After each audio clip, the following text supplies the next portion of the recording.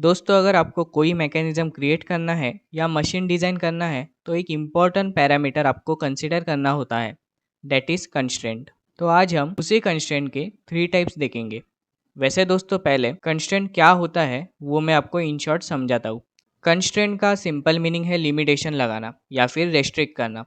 For example, अगर आप कहीं बाहर घूमने जा रहे हो दोस्तों के साथ, तो आपकी मम्मी आपको वार्न करके भेजती है कि बेटा 7 बजे से पहले घर आ जाना, वरना पापा उनका बेल्ट और आपकी एक छोटी सी मीटिंग रखी जाएगी। तो बेसिकली आप पे एक रेस्ट्रिक्शन लगाया जाता है या फिर एक कंस्टेंट होता है कि आपको 7 बजे से पहले घर पे आना है।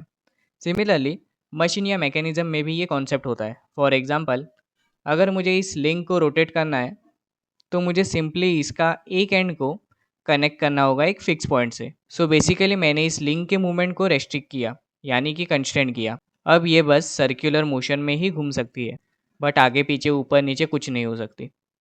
सो इसे कहते हैं कंस्ट्रेंट। सो मैंने यहाँ पे कंस्ट्रेंट अप्लाई किया, तो आई होप कंस्ट्रेंट क्या है उसका एटलीस्ट थोड़ा सा आइडिया आया होगा। मैं ये नहीं एक्सपेक्ट करूँगा कि आपको पूरा समझा होगा, बट आई एक्सपेक्ट कि आपको एटलीस्ट थोड़ा समझा होगा कि कंस्ट्रेंट क्या होता है। पूरा पार्ट अब समझेगा। तो चलिए अभी टाइप्स ऑफ कंस्ट्रेंट मोशन देखते हैं। तो सबसे पहले है कंप्लीटली कंस्ट्रेंट मोशन। तो यहाँ पे देखिए दोस्तों, एक येलो कलर का ब्लॉक है जिसमें एक ब्लू कलर का स्लाइडर है। अब यहाँ पे आप लोग मुझे बताइए कि अगर मैंने स्लाइडर पे इस डायरेक्शन से फोर्स अप्लाई किया तो ये मूव होगा क्या? The answer is no. अगर मैंने इस पे ऊपर से फोर्स अप्लाई किया तो ये मूव होगा क्या? तो answer is again no. But अगर मैंने यहाँ से फोर्स अप्लाई किया तो अब मूव होगा क्या? यस, द आंसर इज ये मूव होगा। सो बेसिकली यहाँ पे हमने क्या ऑब्जर्व किया कि भैया आप कहाँ से भी फोर्स लगाओ ये एक ही डायरेक्शन में मूव होगा। एंड मुझे भी यही चाहिए था कि ये एक ही डायरेक्शन में मूव होना चाहिए। सो मेरा पर्पस भी फुलफिल हुआ। अब ये स्लाइडर एंड ये ब्लॉक, ये दोनों एक साथ एक काइनेमेटिक पेयर बनाते हैं क्योंकि इनके बीच में एक रिलेटिव मोशन है। सो जब भी आपका काइनेमेटिक पेयर का मोशन एक डिफाइनाइट डायरेक्शन में होगा, भले ही आप कहाँ से भी फोर्स लगाएं उसका डायरेक्शन चेंज नहीं होगा। तो ऐसे मोशन को कंप्लीटली कंस्ट्रेंट मोशन कहते हैं। इसका और एक एग्जांपल है पिस्टन एंड सिलेंडर। भाई आप कहाँ से भी फोर्स लगाओ इस पे, ये आगे पीछे ही मूव होने वाला है। सो ये भी कंप्लीटली कंस्ट्रेंट मोशन है। सो नेक्स्ट है इनकम्प्लीटली कंस्ट्रेंट मोशन। अब सेम एग्जांपल लेंगे, बस यहाँ पे मैं ये जो रेक्टेंगुलर स्लाइडर है उसे चेंज करता हूँ बाय अ सिलेंडर बार। अब वहाँ पे रेक्टेंगल था, अब यहाँ पे सिलेंडर है। अब देखिए मेरा पर्पस क्या है कि ये रॉड इस ब्लॉक में स्लाइड होना चाहिए। तो मैं इस पे फोर्स अप्लाई करता हूँ एंड ये इजीली रेसिप्रोकेट हो रहा है इस ब्लॉक में, जैसे कि आप देख सकते हैं। बट यहाँ पे एक इश्यू दिख रहा है कि ये जो स्लाइडर के केस में देखा कि आप कहाँ से भी फोर्स अप्लाई कीजिए, स्लाइडर एक ही डायरेक्शन में मूव होता है, जैसे कि आप यहाँ पे देख सकते हो। बट इस केस में थोड़ा डिफरेंट है कि अगर मैं इस पे पीछे से फोर्स अप्लाई करूँगा तो ये आगे पीछे मूव होगा। बट अगर मैं साइड से फोर्स अप्लाई करूँगा तो ये रोटेट होना चालू करेगा, मतलब सर्कुलर डायरेक्शन में मूव होगा। बट ये मेरा पर्पस था क्या? Not at all. हाँ, बट मेरा स्लाइडिंग का पर्पस फुलफिल हो रहा है क्या? तो यस, मतलब हमारा रॉड स्लाइड तो हो रहा है बट रोटेट भी हो सकता है। एंड रोटेशन मेरे लिए एक अननेसेसरी मोशन है। सो इस केस में हमने ऑब्जर्व किया कि हमारे काइनेमेटिक पेयर में एक से ज़्यादा मोशन हो सकते हैं जो कि अननेसेसरी भी हो सकते हैं। जैसे कि यहाँ पे रोटेशन मोशन हमारे लिए अननेसेसरी था, मेरा पर्पस बस स्लाइडिंग था।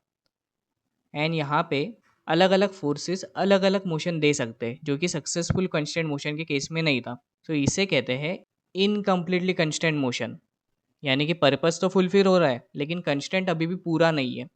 अब इसके बाद थर्ड एंड लास्ट केस आता है सक्सेसफुली कंस्टेंट मोशन। अब इसके लिए हम थोड़ा 3D वीडियो देखेंगे। ओके दोस्तों, तो आप यहाँ पे देख सकते हैं कि ये एक क्रैंक एंड स्लाइडर मैकेनिज्म है। तो यहाँ पे आप देख सकते हैं यहाँ पे क्या है, मेरे पास ये ब्लॉक है, ये कनेक्टिंग रॉड है और ये क्रैंक है जो कि इसे रोटेट करता है। अब यहाँ पे कितने कंस्टेंट्स है देखिए, ये एक फिक्स कंस्टेंट है, ये हमारा जो क्रैंक है ये बीच में फिक्स रहता है, तो ये फिक्स कंस्टेंट ठीक है। इसके बाद देखिए ये दोनों के बीच में, इन दोनों को मैंने ज्वाइन किया कनेक्टिंग लिंक, और क्रैंक यहाँ पे ज्वाइंट है, तो ये एक दूसरा कंस्टेंट है। इसके बाद हमारा स्लाइडर और कनेक्टिंग रॉड भी यहाँ पे ज्वाइंट है, तो ये तीसरा कंस्टेंट है। तो यहाँ पे टोटल 3 कंस्टेंट्स है। लेकिन अब बात ये है कि ये जो हमारा मैकेनिज्म है ये स्पेस में, यानी कि आप देख सकते हैं ये फ्रीली रोटेट हो रहा है, इसे आप फ्री बॉडी कह सकते हैं।